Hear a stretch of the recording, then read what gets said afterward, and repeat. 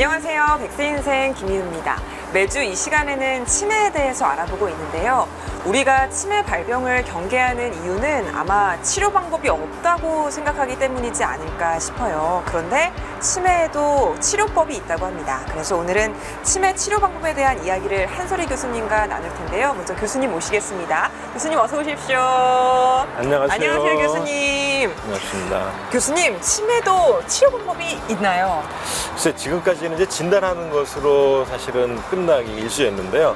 최근 들어서 의학의 발전을 인해 가지고 진단 방법도 정확해지고 따라서 일부이긴 하지만 치매가 치료가 될 수 있다는 믿음을 갖게 되었습니다. 그래서 지금은 많은 회사들이, 불치 회사들이 치매 치료제를 개발하고 있고 일부는 벌써 성공을 해가지고 환자들한테 도움을 주고 있습니다. 알겠습니다. 치매 환자가 가정에 있으신 분들은 오늘 강연을 더 귀 기울여 들으면 좋을 것 같습니다. 교수님 강연 바로 청해 듣겠습니다.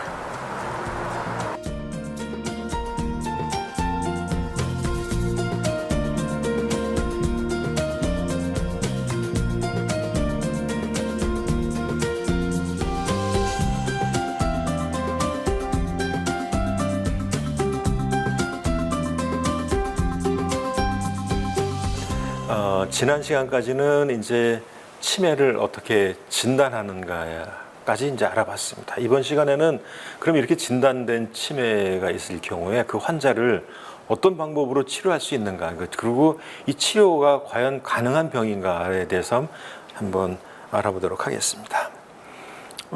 이 치매 치료의 목표는 결국은 우리 치매라는 것이 뇌의 구조적인 변화 때문에 생겨나는 것이지 마음의 병이 아니라는 것을 우리가 이제 알게 되었죠. 그런데 이제 이런 치매 환자의 뇌가 사실은 구조적으로 변화가 왔다는 사실은 이것이 하루아침에 일어난 것이 아니라 이제 수십 년간에 걸친 그런 변화이기 때문에 지금 현대의학으로서는 이것을 정상적인 뇌, 젊은 날의 뇌로 돌이킬 수는 없습니다. 그래서 이제 우리 보면 이제 중년, 특히 여성분들, 요즘엔 남성분도 많이 하지만 그 얼굴에 주름살 없애는 그런 것들은 많이 하잖아요. 근데 얼굴에 주름살 생기는 것처럼 사실은 뇌에도 굉장히 큰 주름이 많이 생기는데 그걸 펼 수 있는 방법이 사실은 없다는 것이죠. 그래서 이제 그 치매 환자가 진단됐을 경우에 그 치료 목표는 과연 이제 이분이 앞으로 살아갈 날 동안에 그분이 아직 남아있는 능력을 최대화, 극대화시키고 그거로 인해 가지고 그 사람의 삶의 질을 높이는 그것에 이제 큰 목표를 두고 있습니다.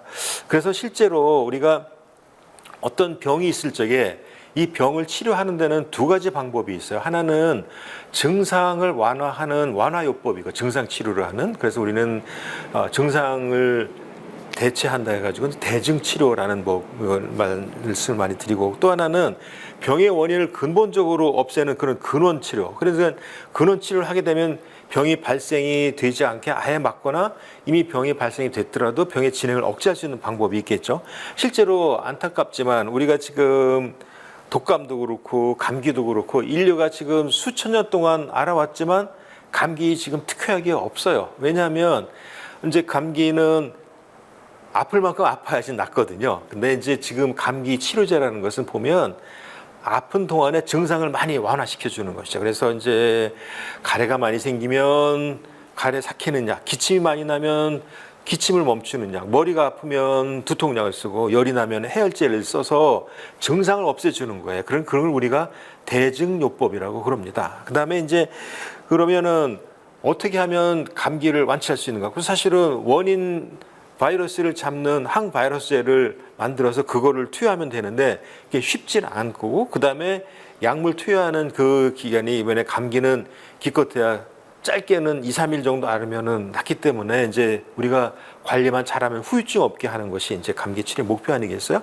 치매도 마찬가지입니다. 그래서 치매는 사실은 감기 환자들 보면 어떤 사람은 머리 아프고 열나고 기침, 어떤 분은 또 감기가 걸리면 배 아프면서 설사하는 분도 있어요. 근데 그것도 우리가 감기라고 그런단 말이죠. 그래서 치매도 종류에 따라서 여러 가지 증상이 나타나는 것처럼 그런 그 증상에 따라서, 예를 들자면 남을 의심하면은 그런 망상 같은 거 생길 적엔 망상을 없애는 약을 쓴다든지, 아니면 이제 정신이 자꾸 이랬대 저랬다. 그러니까 주의 집중력이 너무 짧아지면 주의 집중력을 높이는 약을 쓴다든지 하는 그런 방법. 그것을 우리가 대증요법이라고 그러고요. 이제 알츠하이머 병의 경우 이제 우리가 맨 처음에 알츠하이머 발견했던 뇌의 그 나쁜 물질이 원인이라는 것을 이제 알았기 때문에 그걸 진단에도 이용을 하고 지금은 그 나쁜 물질을 쌓이지 않게 하는 아니면 이미 쌓인 물질을 녹여내는 그런 물질들을 그런 약품들을 개발하고 있는데 그것이 이제 근원 치료가 되겠죠. 그래서 이제 치매에도 이제 증상을 완화하는 증상 치료하고 진행을 억제하는 근원 치료로 나눌 수가 있겠습니다. 이제 지금 이루어지고 있는 대부분의 것들은 대개는 이제 증상을 없애주는 약이에요. 근데 이제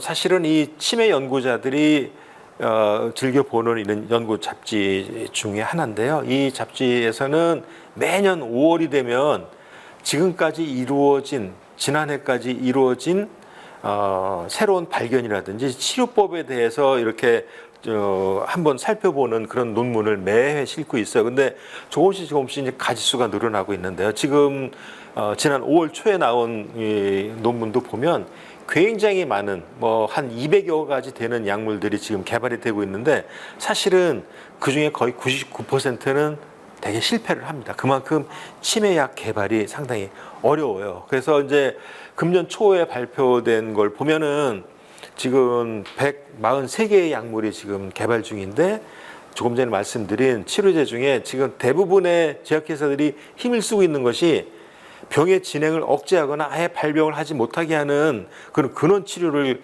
개발하는 게 한 80여 % 되고 이제 인지 기능을 조금 좋게 해준다든지 하는 그런 치료제, 그런 증상 치료제가 한 10% 정도 되고 그다음에 이제 망상이라든지 과격한 행동이라든지 쉽게 화를 내든지 너무 잠을 많이 잔다든지 하는 그런 증상을 없애주는 행동신경진미 치료제가 한 7, 8% 이렇게 지금 이루어지고 있는데 대부분의 약들은 이제 지금 사실은 근원 치료제의 목표를 두고 있습니다. 그런데 이제 먼저 어떻게 하면 증상을 조금이라도 완화시킬 수 있는지 그런 치료제에 대해서 한번 말씀을 드려보도록 하겠습니다.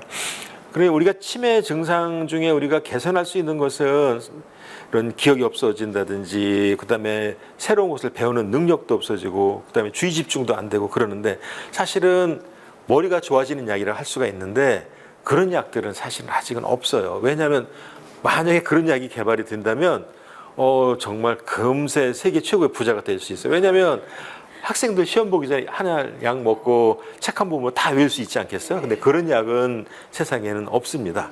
그래서 지금 인지기능 개선 치료제는 상당히 개발이 더디어지고 있는데요. 다만 이제 우울증이랄지 그다음에 불안감, 망상, 환시, 환청과 같은 이런 행동신경 증상은 이전부터 왜 정신과 환자들이 앓는 그런 정신병 중에 그런 것들이 있지 않습니까? 그래서 그런 것들이 아주 오래전부터 개발되어 왔기 때문에 물론 이제 그런 약들은 예전 약들은 굉장히 부작용이 많았는데 최근에 그런 증상을 없애주는 그런 대증 치료제는 부작용을 최소화한 좋은 약들이 많아가지고 이제 지금은 약물에 의해서 그런 도움을 많이 받을 수가 있겠습니다.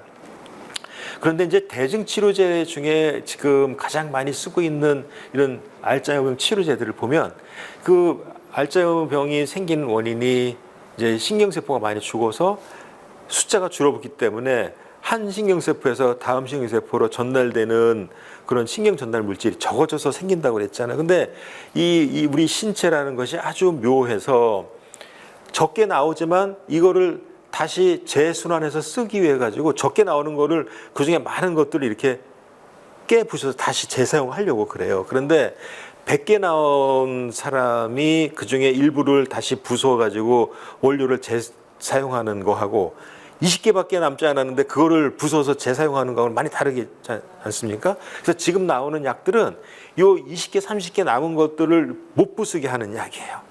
그래서 나머지 약들도 가능하면 다음 신경세포로 전달될 수 있도록 하는 그런 약인데 그 약이 가장 많이 지금 사용되고 있는데 이제 지금 1994년도 정도에 개발이 됐으니까 그 이후에는 사실은 새로운 약들이 안 나오고 있어요. 근데 이런 약들은 이제 몇 가지가 미국 그 FDA라는 데서 이제 공인을 해가지고 쓰고 있는데 모든 약들이 사실은 부작용이 있죠. 그래서 이제 이 신경세포를 일종의 활성화시킨다고 얘기할 수가 있는데 이 신경세포는 우리 뇌 안에만 있는 것이 아니고 사실은 온몸에 신경이 다 퍼져 있지 않습니까? 특히 장기 쪽에도 많이 신경이 장 쪽에도 장세 많이 퍼져 있는데 신경세포가 활성화되면 장운동도 많이 활발해지고 아주 예민한 분들은 장운동이 활발해지면 어떻게 되겠어요?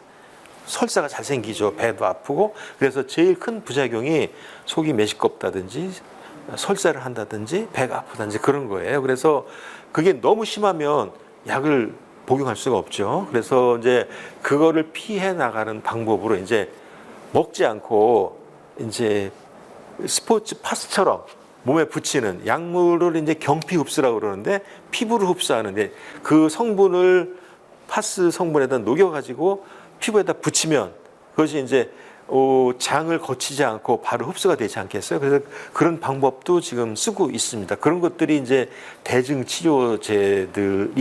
그리고 그 후에 아까 말씀드린 알츠하이머 병을 아주 유발하는 그 나쁜 단백질을 아예 생산을 못하게 하거나 이미 뇌 속에 쌓인 것을 끄집어내는 그런 약들이 지금 개발 중인데 굉장히 많은 업체들이 그 제약회사들이 굉장히 많은 노력을 거쳐가지고 이제 한 가지가 성공이 됐습니다. 그래서 작년 가을에 미국 FDA에서 이거를 공인을 해줬어요. 그래서 이제 근원 치료제에 이제 서막이 열려가지고 그때 아주 굉장히 그 획기적인 약이기 때문에 언론도 아주 떠들썩했었습니다.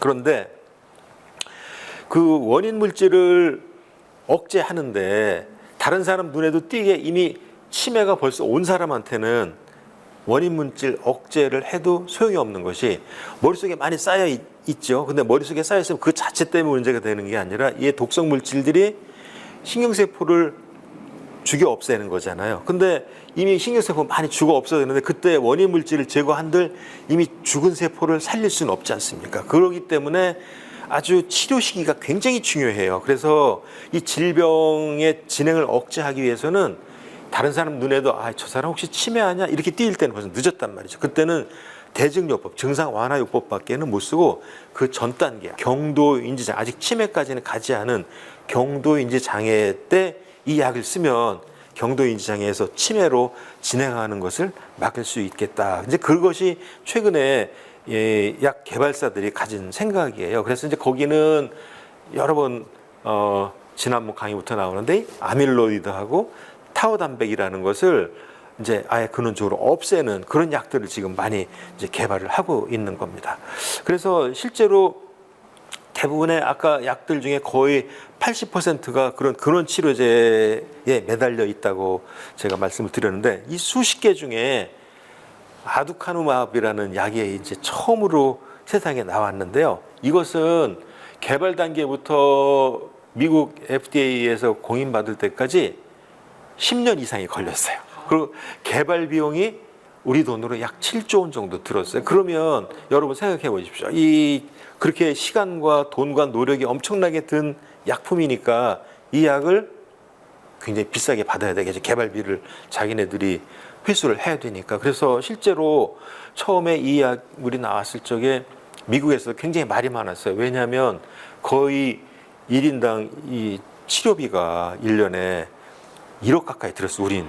근데 이제 한 달에 한 번씩 주사를 맞는 그런 약인데 이렇게 되면 돈 있는 사람은 치매를 치료할 수 있고 돈 없는 사람은 이제 빈부격차가 너무 심하니까요. 그래서 그것 때문에 굉장히 미국 의사협회나 이제 시민단체에서 굉장히 많이 그것 때문에 이제 거부 반응을 일으키니까 제약회사에서 약가를 한 절반 정도로 지금 낮춘 상태인데요.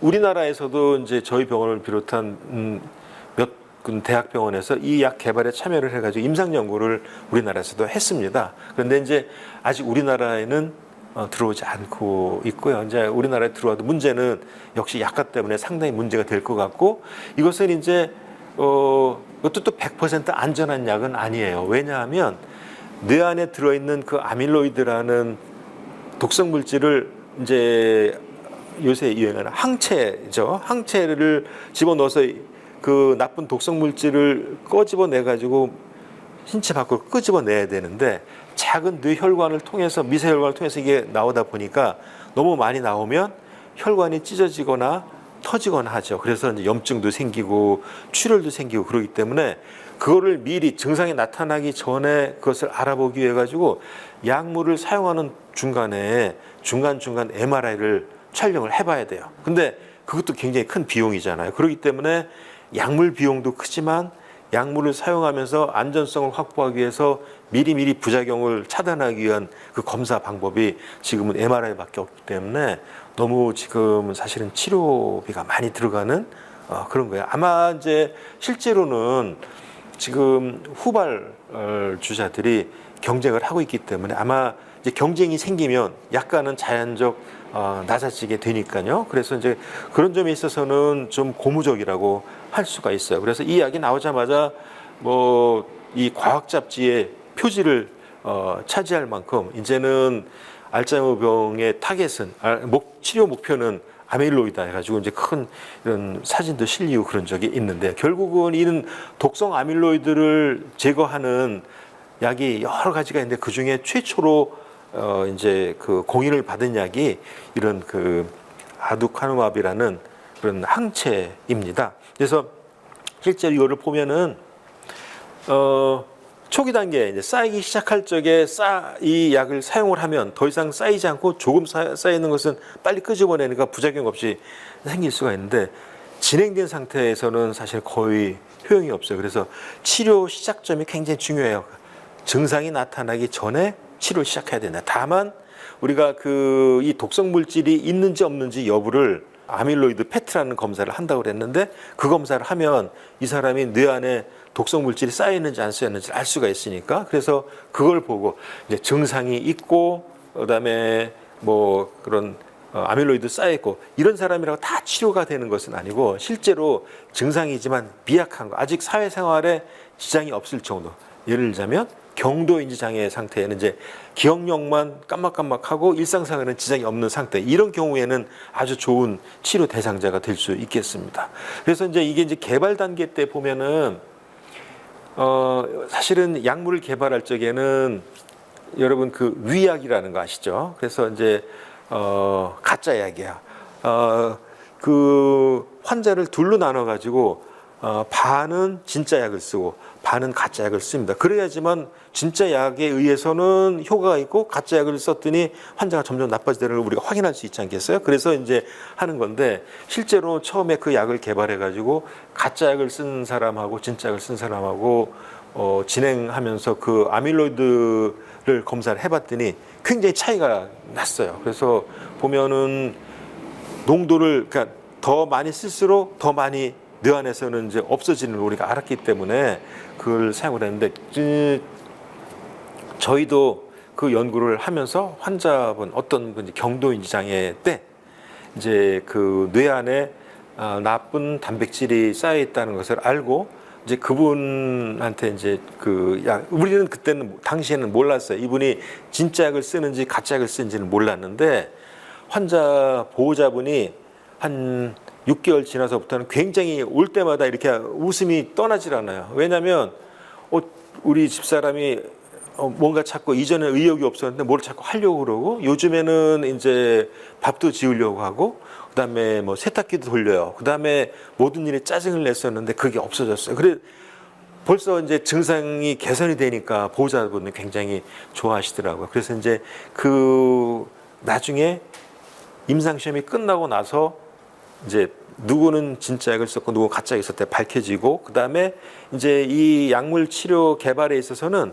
일단은 그 위약 대조군 실험이 끝나게 되면 이 약이 약효가 있다는 게 입증이 됐기 때문에 그 다음에는 그 중에 절반 가짜 약을 썼던 분을 포함해 가지고 다시 이 약이 정말로 농도에 따라서 또 차이가 있는지를 그때부터는 모든 사람한테 진짜 약을 쓰거든요. 그때 우리가 사진을 봤더니 그분은 아주 많이 쌓여있던 그 단백질 찌꺼기가 거의 없어졌고 그거에 따라서 증상도 많이 좋아졌던 그런 거를 경험했어요. 그걸 보면은 경도인지 장애 때 근원적 치료를 사용하게 되면 누구든지 치매를 막을 수 있는 날이 이제 정말 가까이 왔다 그렇게 좀 생각을 하고 있고요.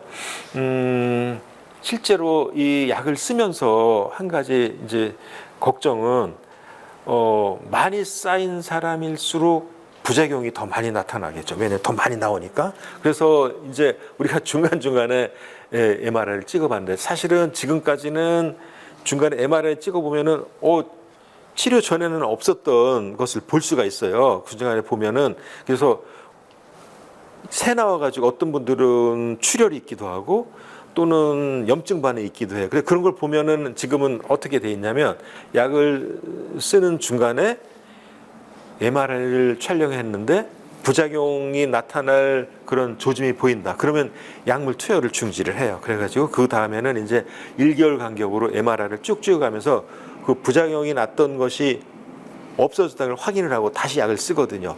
그런 식으로 앞으로 아마 이 약이 등장하게 되면 그런 과정을 거치지 않을까 싶어요. 이제 아마도 제 생각에는 뭐 가까운 시일 내에 빠르면 내년이라도 이 약이 이제 우리나라에서 출시돼 가지고 이 경도 인장의 환자들한테 도움을 줄 수 있는 그런 날이 올 수 있을 것 같아요. 문제는 다시 아까 말씀드렸듯이 약가 문제인데요. 이것은 새로운 값싸고 질 좋은 약이 하루빨리 개발이 돼서 이런 치매로 고생하는 분들이 적어졌으면 좋겠다 하는 것이 치매를 치료하는 의사로서의 작은 바람입니다. 오늘 강의 여기서 마치겠습니다. 감사합니다. 네, 교수님 강연 잘 들었습니다. 교수님 오늘은 치매 치료 방법에 대한 강연을 해주셨는데 치매 환자가 집에 있을 경우에 우리 치매 환자들은 통원 치료를 받는 게 나을까요? 아니면 입원해서 치료를 받는 게 좋을까요? 사실은 모든 병이 그렇듯이 치매도 가정간호가 굉장히 중요해요. 그래서 약물에 의한 치료도 중요하지만 따뜻한 가족들의 보살핌이 무엇보다도 중요하거든요. 그런데 이제 치매 환자가 조금 진행된 경우에 사실은 이제 집에서 더 이상 보살피기가 어려운 경우가 있어요. 그런데 이제 모든 분들은 요즘에는 내가 바쁘고 잘 못 모시니까 어떻게든지 요양병원으로 빨리 모시기를 원하는데 사실은 최근에 보면 요양병원에서 계속 이렇게 입원해서 요양병원 치료를 받아야 될 분이 그 중에 거의 한 10%밖에 안 돼요. 대부분은 댁에서 모셔야 됩니다. 그래서 이제 가정간호가 굉장히 중요한데 가정간호를 더 이상 할 수 없는 경우, 그것이 딱 두 가지가 있어요. 이제 뭐냐면 이제 치매 환자는 조금 진행을 하게 되면 이제 처음에는 언어 폭력이 나오다가 나중에는 이제 과격한 행동을 옮기게 돼요. 그래서 사람을 밀치거나 아니면 물건을 집어 던지거나 그런 경우들이 있거든요. 그런데 이제 우리가 24시간 환자분을 감시할 수가 없어서 예를 들자면 보호자가 잠깐 주무시는데 작은 물건이라도 뭐 고의든 실수든 떨어뜨리면 환자든 물론이고 보호자도 위험하잖아요. 그래서 그런 것 때문에 환자나 보호자의 안전성을 담보하기 위해서라도 과격한 행동을 보이기 시작하면 아무리 가정간호를 하고 싶어도 이제 전문 요양시설을 보내야 되고요.